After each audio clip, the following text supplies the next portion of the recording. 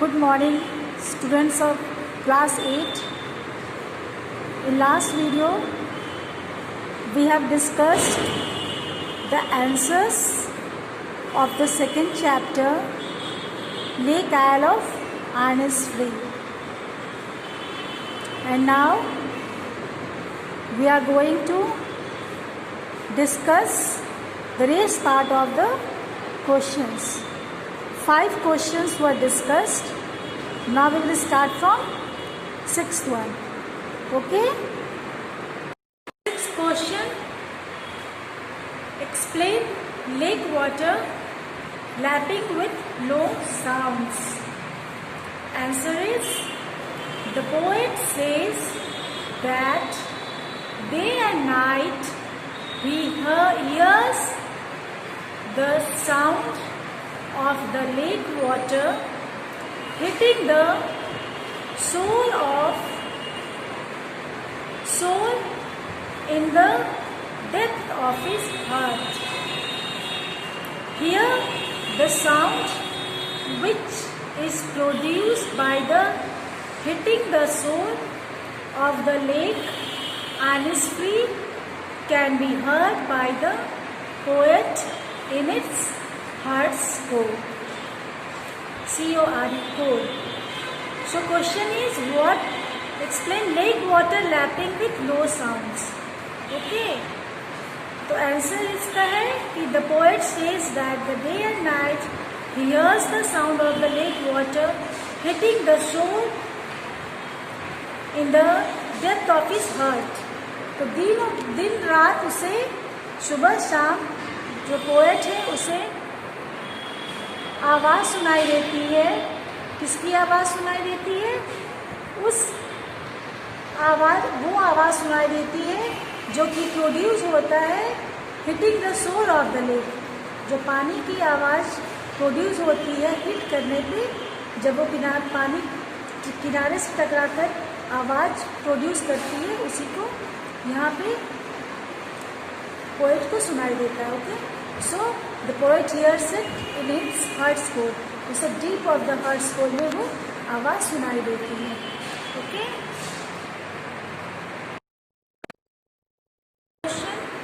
Answer is, the speaker in the lake Isle of Innisfree spends S-P-E-N-D-S spends most of the poem deep inside a daydream. So what happened? जो speaker है, the speaker spends most of the time in a daydream. वो इस poem में most of the time अपना dream में spend किया है. Okay?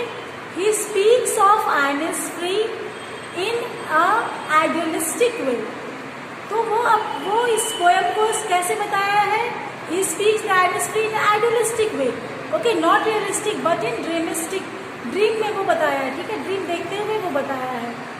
He is dreaming and telling what he want to do. Okay. He speaks of the unbroken solitude and peace he will achieve once he goes there. Okay. What happen? The speaker speaks of the unbroken solitude and peace. वो unbroken solitude, उस शांति और piece के बारे में बताया है जो वहाँ जाकर उसे मिलेगी. एकांत और शांति उसे मिलेगी और वहाँ उसे कोई नहीं तोड़ सकता है. तो वो इस पोएम में he has told about that only. एक बार अगर वो वहाँ चला जाता है तो उसे unbroken solitude and peace he will get. Okay, he will get unbroken solitude and peace. And the speaker relates peace directly to nature. So what happened? The speaker relates peace directly to nature. तो speaker बोलते हैं कि जो peace होता है वो directly nature के साथ connect होने पे हमें मिलेगी. Okay, he will get peace when he will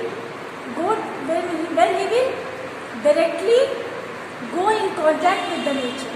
Okay, it is revealed by the end that the speaker dreams so intently about reaching Innisfree because he lives in environment that does not contain the natural elements that are critical to his happiness. So what happened here? So it is revealed by the end. At the last of the poem it is revealed, ये disclose होता है that the speaker dreams so intently about reaching Innisfree कि जो speaker है हमारा इतना, poet जो है हमारे जो स्पीकर है वो इस तरह वहाँ जाना चाहते हैं, इंटेंटली वो जानबूझकर वहाँ जाना चाहते हैं. Why? Because he lives in environment that does not contain the natural elements. क्योंकि वो उस इन्वायरमेंट में रह रहा है, शहर में रह रहा है, और जो शहर की हवा है that does not contain the natural elements. Okay, तो यहाँ पे जो हमारा शहर में जो हमारा रहन सहन है वो उस नेचुरल एलिमेंट्स को कंटेन नहीं करता है, that are critical to his happiness. और ये जो नेचुरल एलिमेंट जो यहाँ पे मौजूद नहीं है, जिसके चलते उसे जो हैप्पीनेस है वो नहीं मिल पा रहा है. Okay, because he is in search of happiness and peace, and that he will receive only when he go to Lake Isle of Innisfree. Okay, now next. Okay children, now question number 8. What message does the persona convey through this poem? Okay, this is the question. What message does the persona convey through the poem? कौन सा message जो poet है वो convey कर रहे हैं. Okay, तो answer is the poet conveys the message that a simple life amidst nature brings uninterrupted peace and joy. Full stop.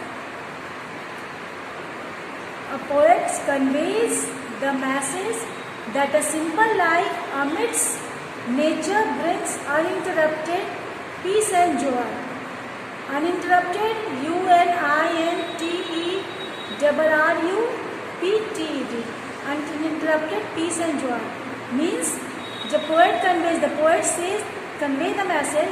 Poet ये हमें मैसेज दे रहे हैं कि सिंपल लाइफ, हमारा जो सिंपल लाइफ है अमिड्स नेचर ब्रिंग्स, तो थोड़ा सा भी नेचर अगर उसमें ऐड हो जाता है then literary, amidst means literary. Okay, so अगर नेचर उसमें एडिशन हो जाता है तो उसमें that will bring uninterrupted peace and joy. तो हमारा जो सिंपल लाइफ है उसमें अगर नेचर ऐड हो जाता है तो that will brings uninterrupted peace and joy. उससे हमें पीस एंड जॉय की फीलिंग होगी. Okay, we will peace feel and joy, peace and joy when we will be in contact with nature. Okay, a life of material comforts offered by cities is marred by noise, pollution and crowds. Okay, while the life offered by the nature is in harmony with the soul. Full stop. So what is here children? A life of material comforts. जो हमारा material comforts है, आजकल जो हम लोग material comforts के पीछे जाते हैं, जो हम लोग कंफर्ट्स खरीद कर लाए हैं. Okay, we are habituated of that comforts. हमें हर तरह का लग्जरियस लाइफ के आदत हो चुकी है.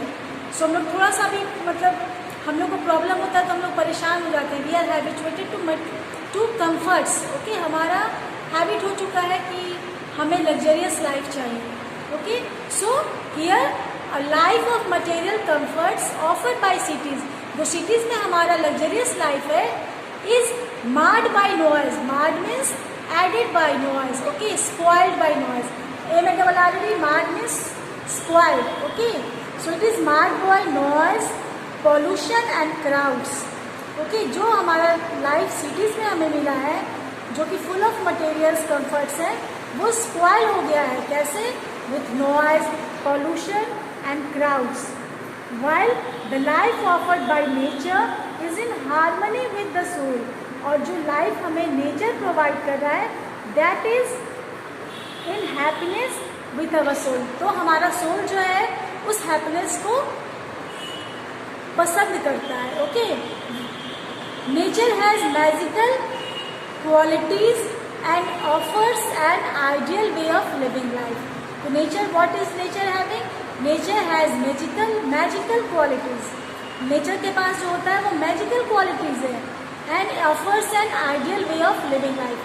नेचर के पास मैजिकल क्वालिटीज है और वो हमें ideal way of living life provide करते हैं.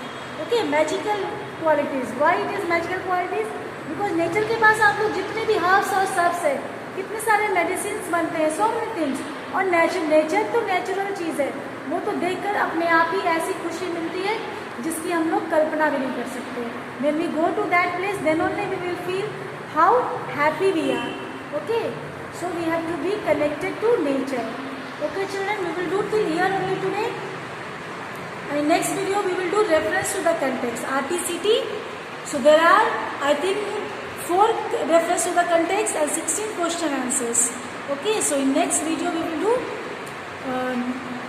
we will do RTCT. Okay, till then children, you write these answers in your copy. Okay, write these answers in your notebook neatly and learn the answers. And in next video we will do RTCT. Okay, till then, thank you. Stay at home and be safe.